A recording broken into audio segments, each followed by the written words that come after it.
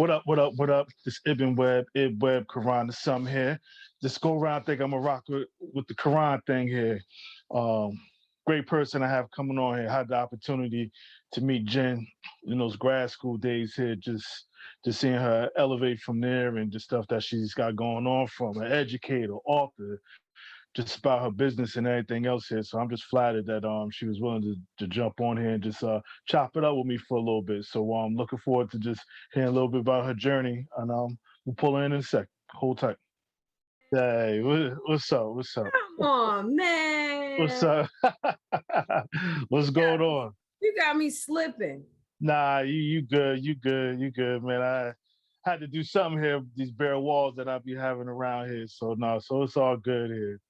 Thank you for doing this. Thank you for having me. Are like you record and show this whole thing? Oh, we gonna go. Oh, let's get it. We're gonna go. So, like I said, when I spoke to you about it earlier, the premise was just around just my appreciation for folks that I probably know or in the know or people I don't know. So just in general, just hearing about people's walks through life here, their little journey here, what people willing to share, not share, what have you there. So I might get nosy if I do. Just be like, yo, Karan, you need to pump your brakes. So it's all good though. This is being recorded. Let me get official. So thanks Okay. for having me. I'm honored Cool. to be a part of the folk that you have talked to in this Cool. capacity. So it's dope. I'm excited. I'm excited. Good stuff here, man. Good stuff. So to kind of get going here, I know you're a Hartford person here, born, raised in Hartford. No doubt. So Okay. I'm a Hartford girl, through and through, born and raised in the north end of Hartford. Um, and so I was educated through the Hartford public school system, for sure. Okay. Okay. Only child. No, I am actually the baby. I'm the baby of three girls. And Okay. so I'm the youngest and the loudest. And So so so so you got your way a little bit. It sound like. I did. I did. I continue to do that to Oh, get just my way. I continue. continue to get Crazy. my way. Absolutely. Mm. Absolutely. I am it's pretty interesting. I have two older sisters who are amazing women. And but we belong to a very large family in the city of Hartford. I'm actually one of hundreds of grandchildren of my grandmother, Isabel Mendez Blake, who was a freedom fighter back in the 60s in the city of Hartford. So she was a single mother of 11 children.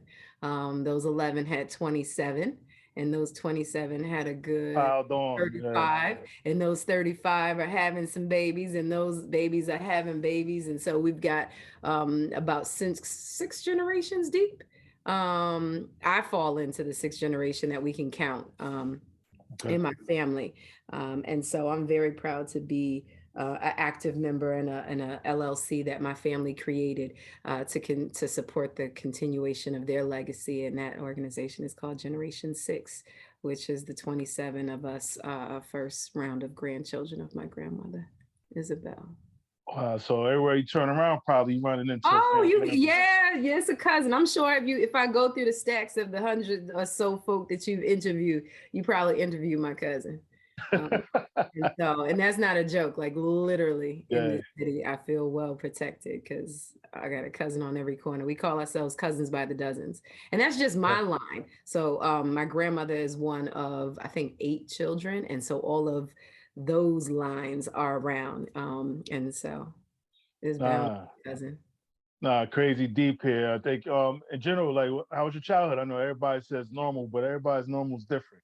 So how was yours? Um, so I'm one of three girls, but I have hundreds of cousins, and those cousins were raised like brothers and sisters. And so we're that first, especially that first 27, are extremely close. And so I grew up on the north end of Hartford. Lived in a home with my parents and my two older sisters. My mom is a Hartford girl, and my dad is actually from New Haven. They met up at UConn.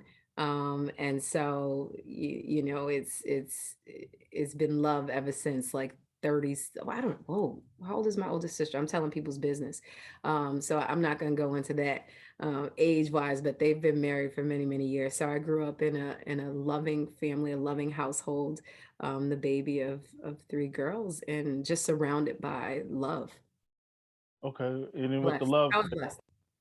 nah, it totally sound like you're here. So activities, anything. What you get Oh, into? clubs, organizations. I was not, it is a foreign thing. And my children, either love me or hate me for it, but I was not allowed to not be involved in something. Really? And Okay. so I can't remember a summer of lounging. Mm-hmm. And so my kids thought even during COVID, they'd have a summer of lounging, and that's not acceptable because it just doesn't feel normal. And so, science programs, all kinds of fun things throughout my childhood. My grandmother, and my mother got that from her mother. So 11 children, education was paramount. And so 11 children being raised on, they welfare recipients in the community. Really, really like just my mother was just sharing with me recently the level of poverty that she was raised in. And so they are one generation out of extreme poverty, but despite not having those types of resources, my grandmother was extremely resourceful, right? Mm-hmm. And Mm-hmm. so they would always, have the opportunity to be a part of clubs, organizations, sleepaway camps, after school activities, science clubs, you name it, writing clubs, all kinds of fun things. And so, despite living in extreme poverty, they were rich in resources as it related to their well-being and growth and of their minds and such. So it was good. So socially, I mean, sound like you had your hands in everything. So that wasn't even an issue Uh-uh. connecting with people, making friends, and No way. anything. No Okay. way. No Okay. way. I mean, when you have your cousins, who needs friends? And so, I mean, you need friends and like outside of that circle, but we really, we were raised like siblings. And so, socially, I always had, um, I was never alone, Okay. never alone. Mm-hmm. Now, school wise, where'd you go to school as far as middle school to high school? How? So I went to Noah Webster. My grandmother was around doing, Chef versus O'Neill type stuff before Chef versus O'Neill happened. And so we had a bus, or we had a bus. She had a bus come to the corner of Irvin and Albany Avenue to bring her grandkids and what other kids wanted to from the neighborhood go across town to Noah Webster, which was the school across town that had the best resources. And so my elementary school was Noah Webster across town from where I lived. And then the feeder school for that was Cork Middle. And then I went on to Hartford High, which is the feeder school from that. And so I'm a proud Hartford Public High School graduate, as were my mother and my sisters and a whole bunch of my cousins. And even with that, so being on the north end, you was able to go because normally isn't that Weaver? That's Weaver, Fox. My district would have been Rawson Elementary School. Okay. And so I went across town Okay. to get All there. right. And how'd you do? I mean, just with everything going on. I mean, life, city I life, mean, school, it was, all. I I mean, it mean, was, yeah, it was cool. It was interesting. My name is Jennifer, but my skin is brown. hmm And I went to school on the west end of Hartford, and lived on the north end of Hartford. And so I can't say that, it was an interesting mix. I did go through a moment where I wanted to be called Monique, which is my middle name, and not Jennifer. okay. And so it was definitely one of those. I grew up in love, well supported. However, as you grow and develop and get comfortable in your own skin, and you have those experiences in which you are a minority in your space, in your town, in your school, and then you come back across town and you're there. It's like that code switching of sorts, Got you. Got from you. early on. hmm But it's what people unfortunately um, do for survival, Okay. Okay. right? No, definitely. You talked about education being paramount. Any lapses throughout that time with your education, or you Oh, know you had to buckle up? yeah, it's really funny. I actually just ran across my freshman year report card, and that was ugly. It was ugly. Yeah. I don't, I think, no, I don't even know if thinking about parenting 101, did I share that with my children? I think I did. I think I did share those. That wasn't my children's experience. Um, but I did. Freshman year was rough. And had to go to Did the summer school thing? school, absolutely, on Washington Street. Okay. So I got to high school and forgot that I had to go to classes for a moment. It happens. It happens, Yeah, every yeah. once in a while.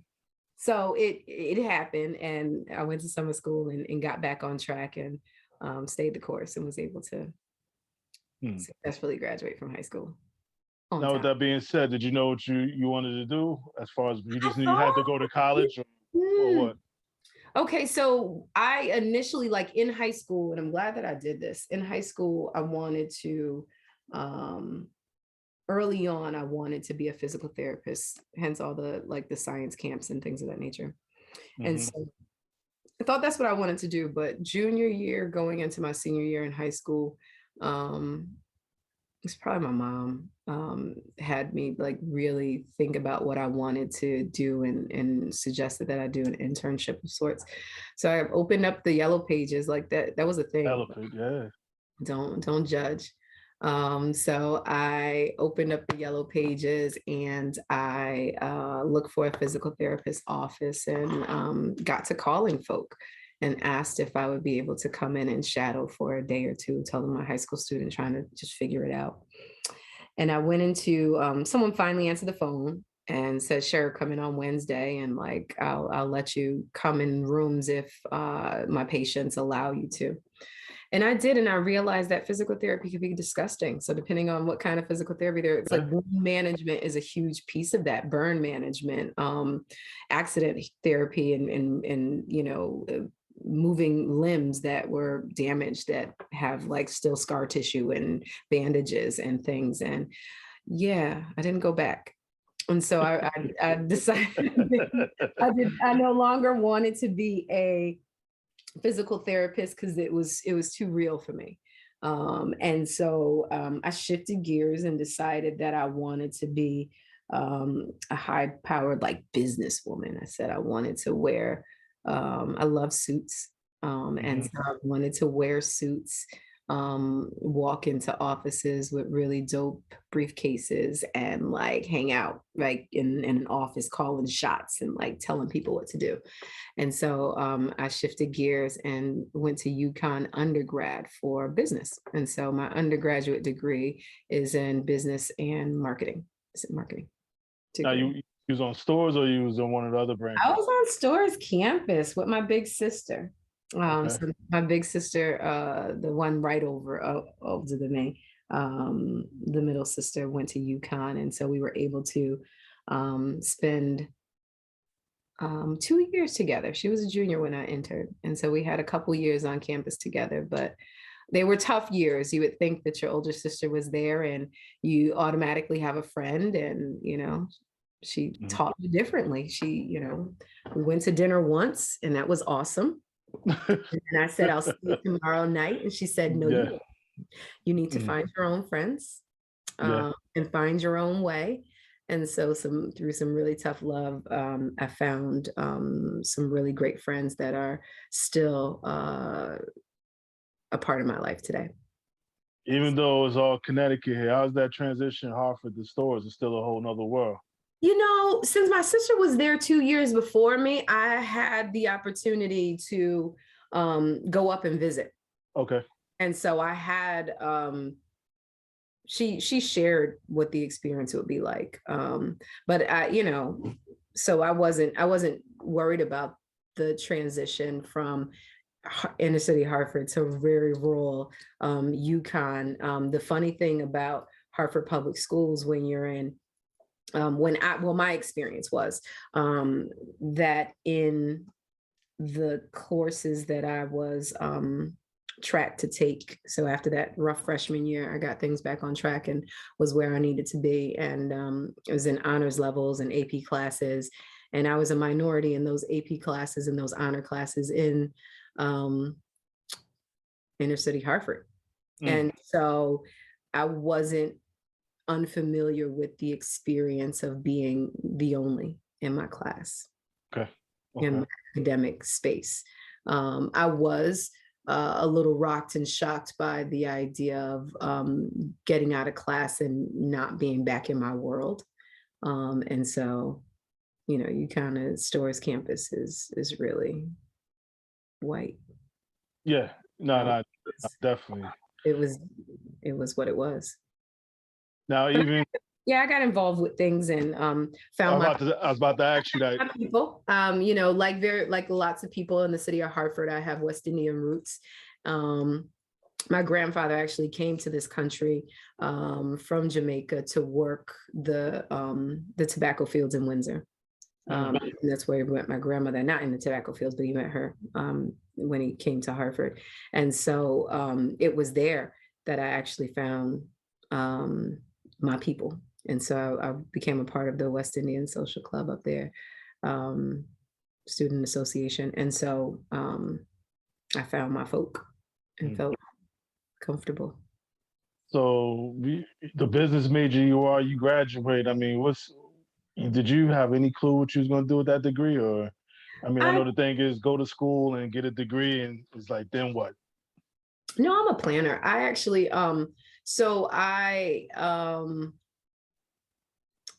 before I went off to college, I was able to secure an internship and a job with our piece of the pie. It was South End Community Services back then. I was a part of the development of our piece of the pie. And so South End Community Services had its different branches before it dissolved itself as an organization. There was a youth arm and that was being developed. And so they grabbed myself and a team of folk who actually developed the framework of our piece of the pie as a youth development arm of South End Community Services. And so back in high school, I was a part of that.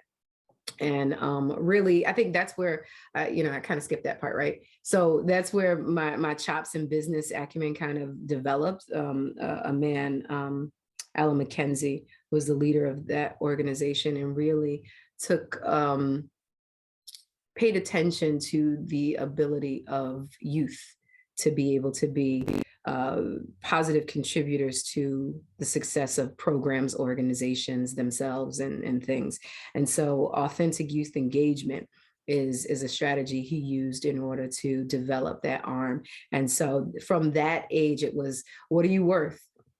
Yeah. Write up your job description and assign and monetize it.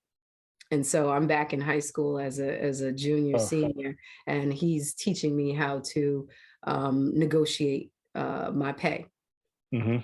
And so from there, when I went to UConn, I still stayed connected to our piece of the pie. And so every summer I came back and I worked for Alan in summer youth employment and whatever opportunity that he had going on. And, you know, every year he sit me down, what you learn new, what are you bringing to the table?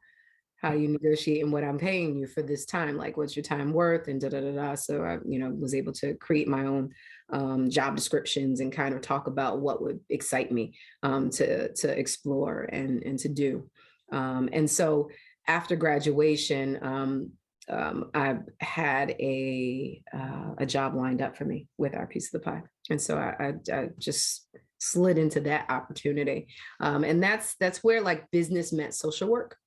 And so as our piece of the pie in South End Community Services was doing weird things, I made a transition to Manchester Youth Services Bureau.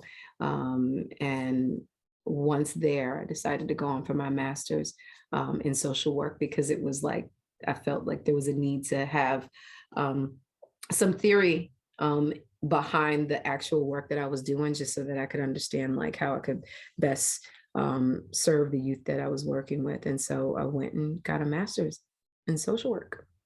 Even while doing that business acumen didn't leave you. I mean, you're an author. You got your hands in a bunch of other stuff even back then. I mean, Yeah. Oh, for sure. yeah, yeah. For sure. I was a part of at our piece of the pie. I mean, entrepreneurship is at the core of how our piece of the pie started. So it was business youth business incubators. And so honing those skills, and met some of my best friends and started working on their project. They are designers who created an organization called Nairo, which is a fashion business.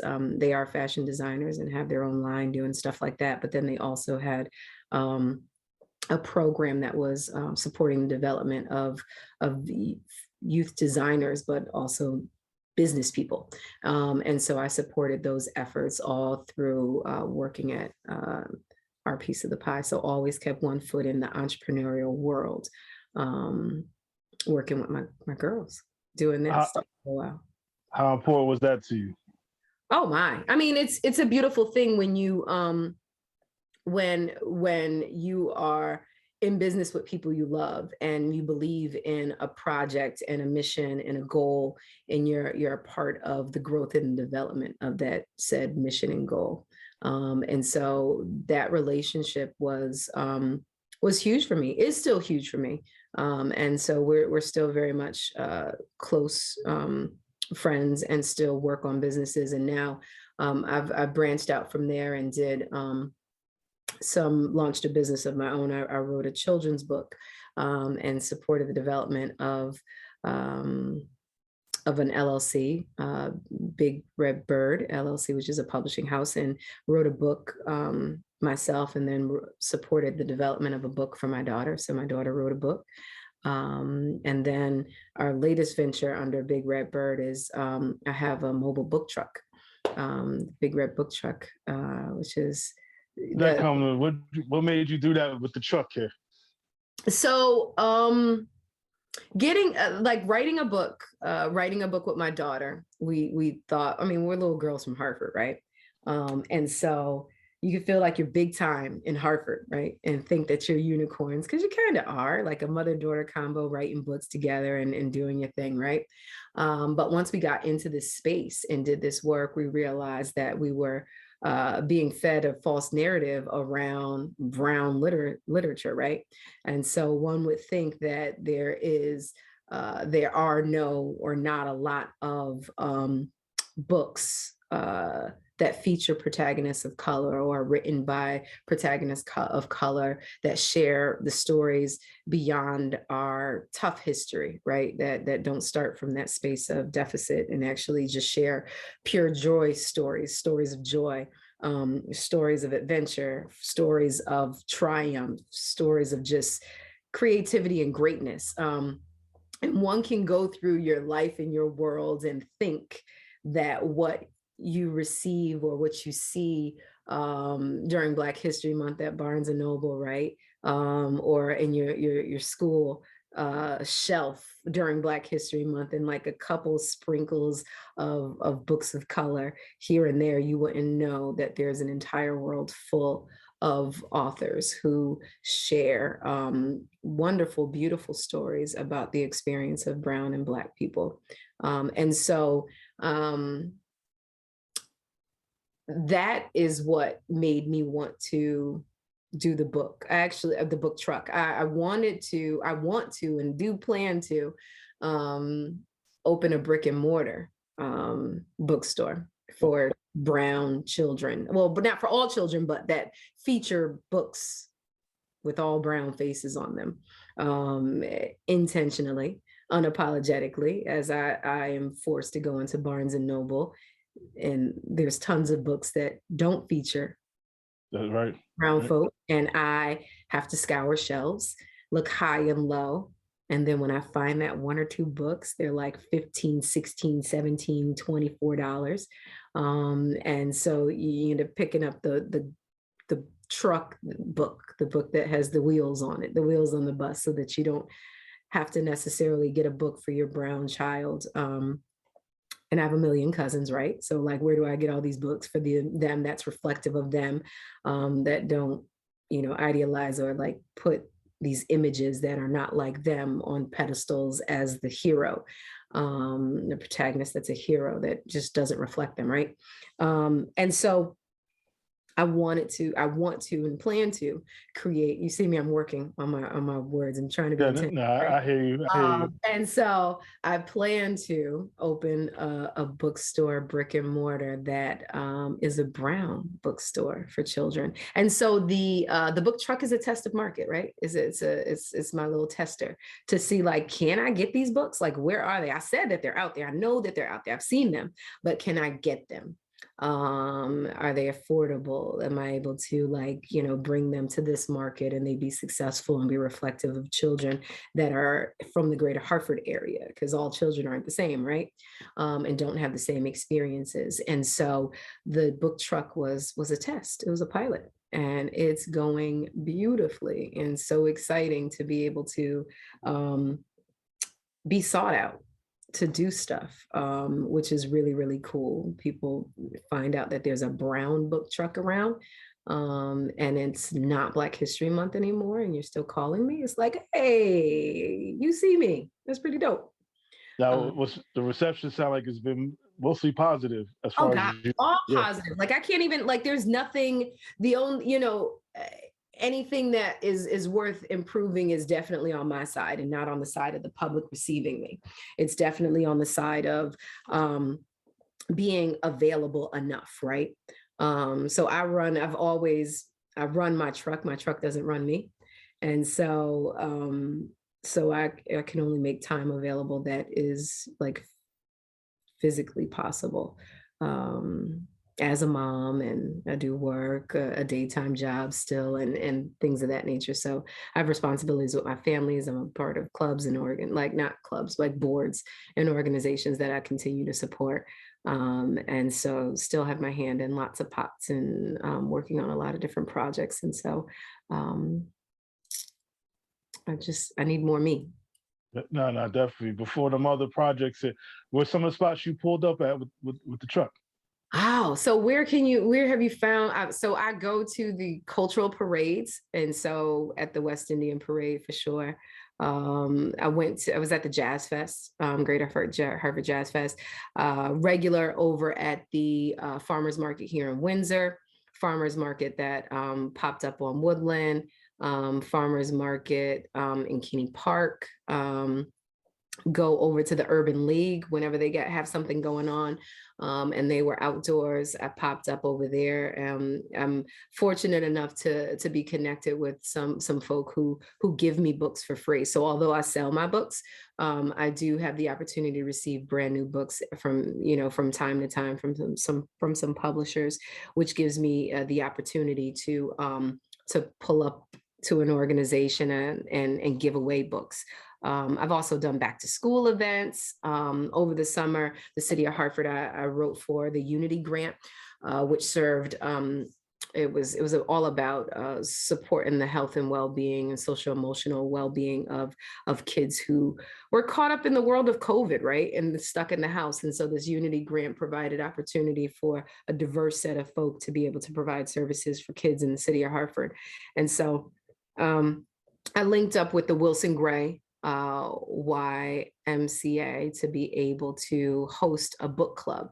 And so it was a summer bound thing, but we kept it going on for a couple weeks after the summer was over. So we went through December. So I was there on Thursday evenings through December, providing just opportunity for kids to get new types of books. And so it was all about building libraries. So they were all books that I purchased with the funds from the City of Hartford Unity Grant, and just had them available and just give out books. And so able to expose kids to all kinds of works and Yeah, build. I'm gonna get you too. I didn't even know about that because my little one, she loves to read. Oh, that's true. I'm gonna get Oh, you. I'm gonna get you. listen, and I've gotta do better about sharing where I am and doing what I do have a huge listserv of folk who have babies, and you won't be passed up this summer.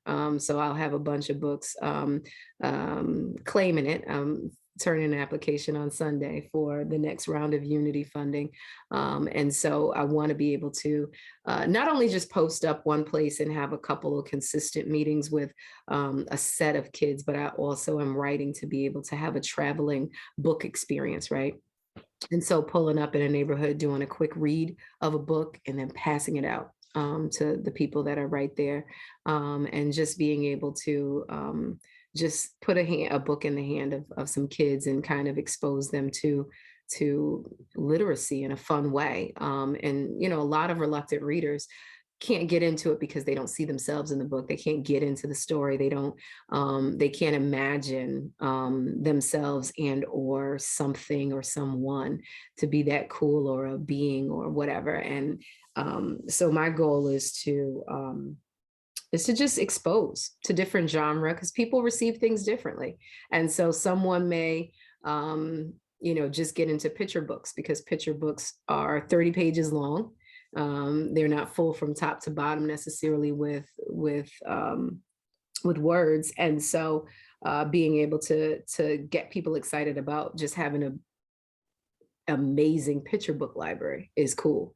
And then exposing to different types of books like a graphic novel. So if you need some pictures and some words and it feels like you're reading a comic strip, but you don't even know that you're like learning about, I don't know, the Black Panther Party. I just got a really dope one. I was in Philly this weekend at a Black children's book fair and got this really dope graphic novel that's all about the Black Panther Party. And it like literally, like, who needs an encyclopedia anymore when you've got like a graphic novel that's that thick and that rich with names, dates, the, you know, the plans, everything is super dope. But like, that's a book that is palatable. There's pictures in there.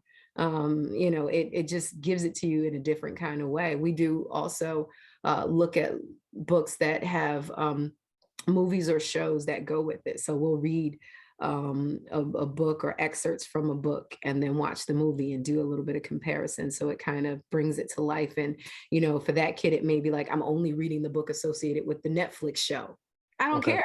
Like, you're at least reading the book so that you can compare it and it's in your mind like, oh, it's a book that goes with it. Let me check it out. Because I remember back when I did book club with Miss Jen, it was really dope to see like how messed up it was on film or how crazy detailed it was in the book. So it's just like, you know, planting the seeds and building libraries all across Hartford is what my goal is. And knowing you're gonna get to it here. What else you got your hands in? I mean, what's hot on the plate right now? But I know what you just talked about is too. I know you got something else going on. If you can. I do. So the mobile book truck, I launched it summer of 2021, right? So just a couple months ago. Mm-hmm. We live in New England, right? Mm-hmm. It gets cold in the winter.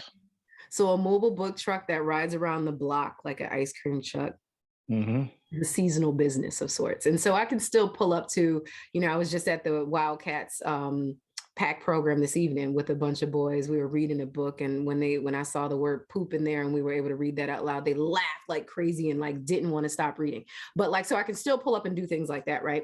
But as a businesswoman, I still had to figure out how I was going to ensure that the business paid for itself on them, you know, and it turned over some funds so that I would be able to buy the hottest, newest book that came out, right? And so I decided to go inside. I was looking for space across the city of Hartford and ran into this building called the Swift Factory, which is a reclaimed gold. Around the corner from me. Right? So, okay, so you know. And so Swift Factory got redeveloped, and they were looking to, you know, bring small businesses into some of their offices and what have you. So I'm walking around. We get downstairs to the ground level, and there's this like huge open space. And I was like, ooh, that's dope. Yeah. Big open space. What about this space? And they're like, yeah, sorry. This is the future home of the Hartford Public Library. And I was like, ooh, there's something about that's synergistic. Is that a word? I just made it up. But like this crazy vibe that I just got, right?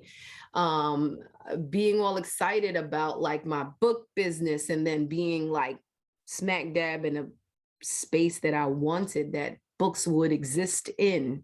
Yes. Moving forward, I thought like this is something. I was like, well, when is it starting? When it's starting construction? And they said not for like another year. And I was like, oh, so what's up? Mm-hmm. Can I get this space? Can I rent this space? Can I use this space? Because I want to come inside and do some, like sell some books. There's gonna be books in here later. Might as well come inside and sell some books for a minute. And they said, okay. They were like, what do you think? And I was like, yeah, me. And probably, I know some other folk who are entrepreneurs who sell some goods. Like I could call a couple friends. So the first time, and so I decided to make that happen. So had about a month because I gave them a date that was like, I decided I walked in like maybe October, November, right? Or maybe October and no October. And I was like, Black Friday's coming up. And there's Black Friday that all the majors do, but then there's a small business Saturdays that happens that Saturday after. And I was like, we're all small businesses. I'm gonna take it over and call it Black Business Saturday. Mm-hmm. Right. And so the Saturday after Black Friday, which is the day after Thanksgiving. So I had to be October sometime, right? So I had like 4 weeks to get this thing done. You mean November? No, Of November, right? November, right after Thanksgiving, right? And so I had like 4 weeks to like get some folk in the space, in the place and whatever. I had no idea. And then I didn't even know what to call the thing. And so I thought about like what happens on a Saturday morning. So I'll ask you this. Because I don't even think I told you the name of this thing, and maybe I did. So on a Saturday morning, your mother or father will yell downstairs like, get up and clean this house. I'm about to go to the, what? Where do they go? They go to the store, they go to the Stow. There you go, to the Stow. And I'll be right back. And you don't know what kind of Stow it is. They just say, I'm going to the Stow. Mm-hmm. It could be the grocery store. It could be the hardware store. It could be the gardening Stow. It could be the package Stow, mind your business. You don't know where your parents going, but they're going to the Stow. And so I was like, all right, we're going to call it the Stow because it's a Black people know when you go into the Stow, you don't know what you're going to come back with, right?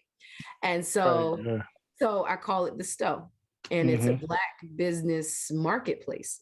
Okay. And so pop-ups happen all the time. It's all, it's nothing new that we haven't been doing, but I'm excited about being able to be a space for incubating businesses, right? And so I take businesses that like just started to businesses that are super well developed and have an opportunity to kind of help and support the grooming of what's going on. So I have business owners as young as my 11-year-old cousin who whipped up some butters and some things that she wants to try and some lip glosses vending next to like a rock candy who has been doing beautiful beaded jewelry for years and is well sought after. And so from that very first opening of the Stow with 25 people or 20 vendors to like the last one that just had over 40, it's just been growing and growing. And the business owners who have been in it from the beginning to now have completely stepped up their game. So you walk in and you see their tablecloths look different. Their packaging looks different. Their POS systems have been refined, right? Steel, sharp, and steel, yeah. Steel, sharp, and steel. And so I liken it to be a business incubator of sorts. And so it's a really dope opportunity. It's quite the vibe. I love being in that space. This last one, we had a 14, 15-year-old DJ creating the vibe in there. And so he was able to, sent me his contract, set up shop, do his thing. And so I had a 13-year-old with making grandmothers get up with their canes and rock because he knew what to play. And so it's like the cookout, like it's a dope vibe where we have like young folk to older folk, and it's just a vibe. And it's a beautiful situation to be able to buy completely Black for that afternoon. And you have everything from sea moss to shea butters to glasses to hats to scarves to like anything you need, you can pretty much get at the Stow on a Saturday afternoon. So it's pretty dope. So that's like my latest venture. The next one is going to be April 30th at the Artist Collective. So we were at the Swift Factory for a couple sessions. And then we'll go over to Artist Collective. So bringing it back to staying in the north end of Hartford, I really want to intentionally bring people into the north end of Hartford, and dispel rumors of being able to go into the neighborhood to be able to do your stuff, to do your shopping, and to show them that, you know, Hartford has some dope artisans, and some super creative, innovative people. And so it's exciting to bring people to my neighborhood, to where I grew up, to be able to shop. Oh no, most definitely. That's got to be a great feeling. So you're saying that it's been going on, it's continued to go on Saturdays? It's not every Saturday. It's a Okay. curated thing. And again, Okay. I run my businesses. My businesses don't run me. And Right. so I got to get it in where I fit in. And so April is going to be the 30th. And then we'll take a month off and then actually go outside. So I hope to be outdoors. We may pop up in May. If it's night, if the weather starts to turn, we might throw one in an outdoor space in May, but definitely by June, July, we'll be outside in like a huge tent in the middle of some park somewhere, just knocking it out. Because that's what happens, right? So you go into different communities and these farmers markets, these marketplaces are like huge tents, set up shop, commerce is happening, people can do their thing. And so I want to recreate the Stow in a couple different places. Ultimate North Star is having a brick and mortar store. That's the Stow, Okay. um, that will be able to house these folk on a more permanent basis, but rotating, because you know us folk. I mean, my hair is short today. I can have braids tomorrow. I'll have a wig on Friday, Right. and Right. so our people create works Right. and create things in that way. And so Mm-hmm. there's always going to be this changeover of the guard, and this need for space, and the thought of collective work and opportunity is what I want to do, like to be able to create a space where we're carry the load collectively of the overhead of the running of it, and people can really go in and just make their bread, and communicate and exchange. And the beautiful thing about even that shop, there's a point at the marketplace where the vendors are like going around and just spending their dollars. And so our dollar is the rotation of the Black dollar. Circulating. Yeah. Yeah. It's a beautiful thing.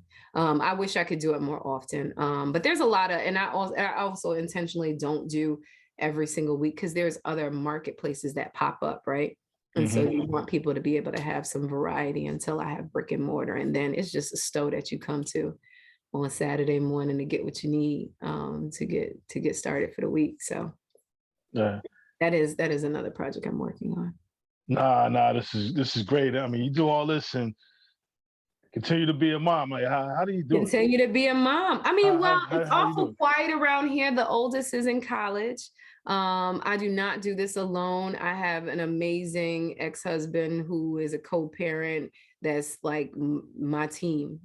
And so in terms of the parenting piece of it, I have a village that is just I'm fortunate to have absolutely amazing children that people want to be around. And so I don't do anything alone. I've never done anything alone. And, you know, I think I'm able to do so much because I have an amazing team. So my daughter is at her dad's house. And so she does that and she goes back and forth. And so I'm able to have a schedule to be freed up to be able to participate in things. But I'm also, you know, the chair of the SGC at her high school. So I'm an active member of her school body. Okay. And so that's my mommy piece. So one of those boards and organizations and planning and things that I do is on behalf of her and other her for kids. That's my alma mater. And so, you know, when people used to say you can't rock the pub, it meant something, right? Some years ago, and that's kind of diminished over time. And my children are there. My son graduated from Hartford High, and now my daughter is there, and she's a freshman. And so we've got 4 years plus, because I'm always going to be there to support Hartford Public High School. But while she's there, you know, you just got that. I'm watching a little closer because on a daily basis she's going into the building, and so Hmm. I mean, I have amazing children, and so they help to to support me as a parent to be able to do all of these things, because we're building dreams together. She was running this my register at the Stow. Okay. So Okay. it's a family affair. My son has a clothing line, and so he popped up at the Stow. He was one of the vendors, and so it fell on his break. So he was there for two out of the 3 or 4 that I've had so far, and so it's truly a family affair. And so it's easy to parent children who get it. She Right. she gets what she goes to school for. She's active in the school community. She's an honor roll student. The Mhm. boy is trying to do his thing as a freshman in college. Yeah. Yeah. My freshman year was a little rough, so I had to be a little lenient with the understanding that he's learning and growing, and understanding space. He's far from home, and he's a mama's boy, so we miss each other greatly. But they make it easy to be a parent. Quite honestly, they support me, and push me to do these things. And I saw you, Ma text, and that was dope. And the period, however they talk or whatever the girl says. And so I get they're my biggest cheerleaders. And so we hold each other to really high standards, and support each other in that way. So they push me as much as I push them. So Nah, and you guys laid that foundation from day one. So for sure. and that whole modeling thing, you know what I mean? So they just reaping the benefits and doing what they've seen. That's the goal. That's the goal. I want them to go further and faster than I have, and I'm here to support them to reach all of their dreams. I just want them to be happy. Like, I'm going to push them as much as humanly possible, but ultimately, they have to be happy in the life that they're living, and it can't be one for me and based on all of my expectations. But I want them to have a conscience about how they move about the world. And so it's something that I'm here to check them if they need checking. Oh yeah. And they Oh check yeah. me too when I need some checking in a respectful way. But get on your game. You're slipping. Hmm. So we do that for each other. But it's been a pleasure. It is a pleasure, being the parent of my children. They're pretty dope. Sounds like it. Definitely sounds like it. Can I hit you with some crazy random questions here? You know, about why is he Yeah, asking me to go for it. Do it. have a little fun here before we part here. So the little wild random, some straightforward, some not here. So let's go. So basically, when you're in the whip here, you prefer 84 or 91? What? You prefer driving on 84 or 91? I 90, told you it was random. Told you it was gonna 90, be random. 90, 91. Okay, okay. Being on the north end here, Albany Ave or Blue Hills Ave? Blue Hills. Blue Hills. Okay, okay. Take you back a little bit, some too. When you had to get right for school back when here, was it the Richardson Mall, the Pavilion, or the Civic Center? The Richardson. Yeah, the Richardson. Okay, okay. When you got events, West Indies Parade or Taste of Hartford on Constitution Ave? My like, seriously? Told you it's random. I told you. No, I'm just saying there's no comparison. The parade was the No parade. parade. Like, Okay. my mother was in the parade. All right, yeah. My uncle was the first permentee of the parade, of the West Indian Social Club. So it run deep, son. It run deep. So definitely the West Indian was like, you had to be there. I think out of the 3 outfits that I got, like, so it was definitely now you taking me there. So for the summer, you get in your outfit right after you work summer youth employment and you save your money or whatever. You get the outfit for the parade, you get an outfit for the Taste of Hartford, you get an outfit for Family Day.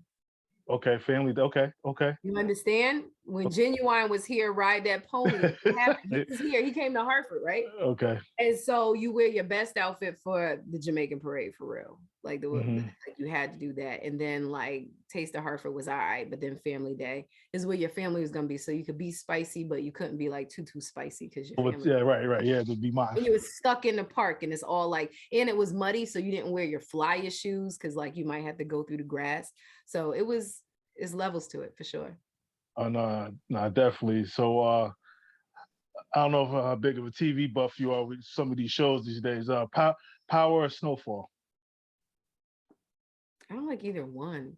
Hey, we just Right, no but problem, power no if I had problem. to choose. Power if I had to choose, because my son loves it, so I like have to watch it. I'm all American though. I was all American. Oh, I watch All American. I ain't even gonna front. Like, I watch yeah, All like American. to the point where it was a I ain't gonna rainy front. weekend at the Yeah, vineyard, and we yeah. like stayed in the house and binge watch all Yeah. of all I ain't gonna American. front. Yeah, nah. I watch All American. I think when this I pandemic cried, hit, yeah, they I just sat there and caught up, and it's still coming on to bro. this. Yeah, It hits. It hits. All American is my joint though. yeah. Now the new joint right now. I don't know if you Bel Air. You see how Will Smith flipped that whole thing? I didn't get into it yet. I hear Nah, people. yeah, yeah, Yeah, yeah, yeah. yeah. I gotta get You'll into it. like it. Yeah, you'll get into it here. So 89.9 or 910. 89.9. Quiet Storm. You kidding me? Okay, okay. Like I dubbed tapes off of 89.9. So your tape popped, huh? Okay, Yeah, I did. okay, I okay, did.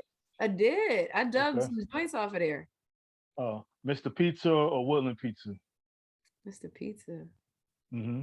I told Okay. you Blue Hills. Mm-hmm. Being the author or the store?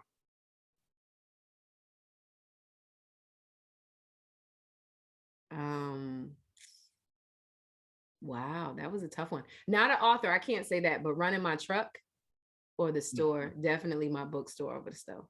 Like the Okay. Stow is going, the Stow is happening. I'm not Mm-hmm. gonna be there. It's gonna run itself. The Stow Mm-hmm. is gonna run the Stow. I'm gonna be at my bookstore, Okay, okay. which are two different things. Got you, got you.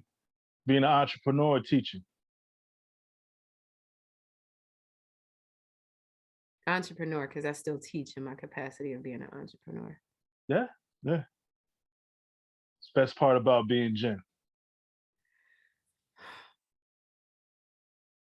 My family, I'm loved.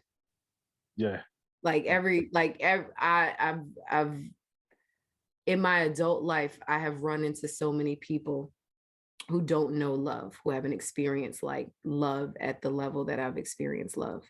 Mm-hmm. And that is a genuine love that my family has poured into me, poured into my children, to the point where like people that aren't my family are my family because they get into my family and they want to be a part of my family. Mm-hmm.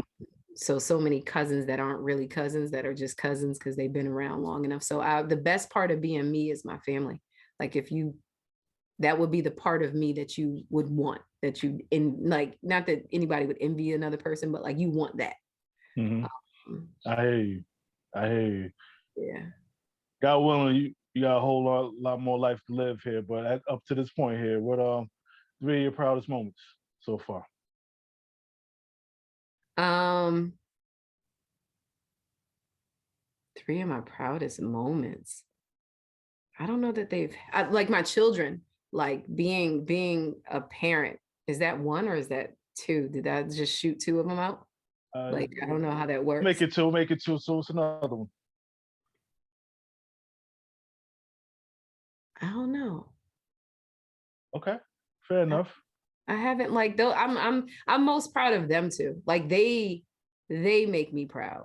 Like Yes. so I can't even, and because my dreams are so vast and so ever changing, like it's hard for me. Like I pat myself on the back every once in a while.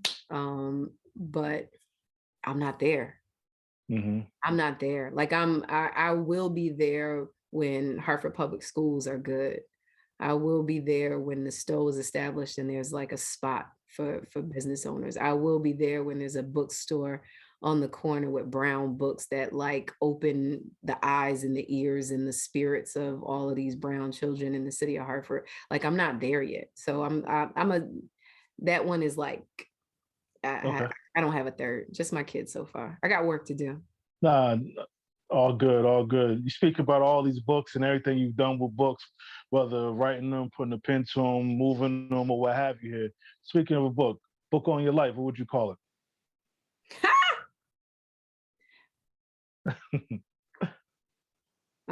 Let's go. Mm-hmm. Okay. Okay. Okay. Sounds about right with you. Definitely Let's sounds about go. right. Now, yeah. Forever everybody else's cheerleader, including myself. Let's go. Let's get it. Got a plan. Let's go. Yes. Yes. Now, at this stage of your life, what advice would you give that 17, 18-year-old senior high school Jen?